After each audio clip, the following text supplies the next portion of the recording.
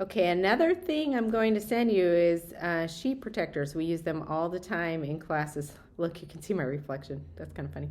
Um, they're just basically clear plastic, but they allow you to use papers over and over. They open from the top. So here I'm going to show you, you get to put a paper inside, and then it keeps it nice. So then students can use a dry erase marker and write whatever they're going to write in there. This is a eraser I have for that, but you don't need it. I mean, it's just a sock or a rag or whatever will work.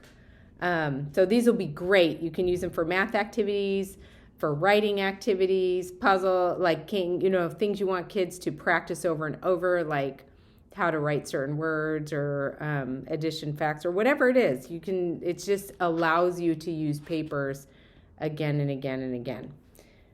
So while we're here, I thought I'd show you a couple of dice games. This one's called Dice Addition, and here I have some dice. But I'm going to show you my dice here. I want you to think about how you can challenge your students, because normally we work with dice that, look like this, right, with the dots. I think you're going to get some foam dice that'll look, but look what happens when you do this. Now the student has to think of the number differently, right? So you might want to consider what it is you'd like your students to work on. Do they need to be able to quickly identify how many are present in the dots by subitizing, by just being able to visually look at that and know that it's 5 without having to count every one? Or is it that they need to learn how to read the numbers and add that way? So, you can think of it, or you can mix it up, just make it challenging. So something to think about. How do you want your dice to look?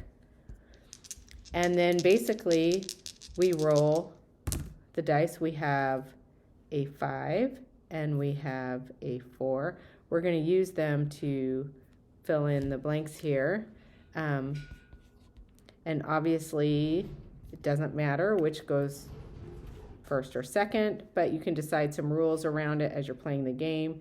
And then you ask the kids to add, and they write their answer in the last one.